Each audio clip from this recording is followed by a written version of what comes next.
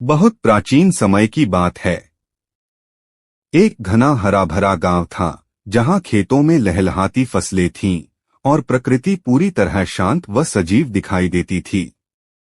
उसी गांव में एक गरीब ब्राह्मण परिवार रहता था। माता सरस्वती, पिता देवदत्त और उनके 5 पुत्र।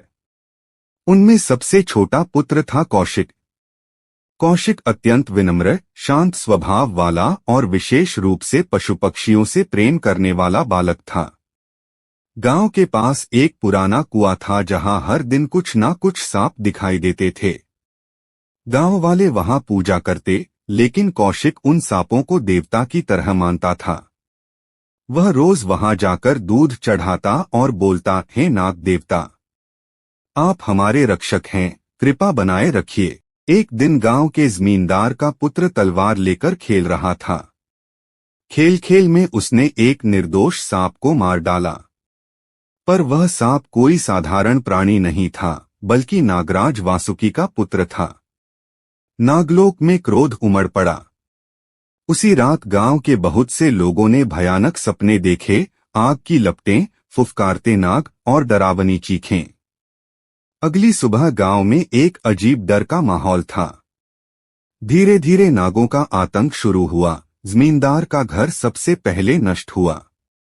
लोग डर के मारे कांप उठे। लोग दौड़कर कौशिक के पास पहुंचे। उन्होंने कहा, तू तो नागों का प्रिय है, कृपा कर हमें बचा ले। कौशिक सीधे कुएं के पास पहुंचा। वहां एक विशाल काला नाग फन फैलाए बैठा था। आंखें लाल, शरीर से तेज रोशनी निकल रही थी। कौशिक ने हाथ जोड़कर प्रार्थना की, हे देवता, हमसे भूल हुई है, कृपया इस गांव को क्षमा करें। नाग ने क्रोधित स्वर में कहा, यदि तुम लोग श्रावण शुक्ल पंचमी के दिन मेरी और मेरे वंशजों की विधिपूर्वक पूजा करोगे तो हम तुम्हें क्षमा कर देंगे। कौशिक गांव लौटा और सबको नाग देवता का आदेश बताया।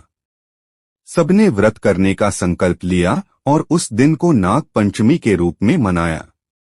उस दिन उन्होंने दीवार पर गोबर से नाग की आकृति बनाई, दूध, अक्षत, दूर्वा और फूल अर्पित किए।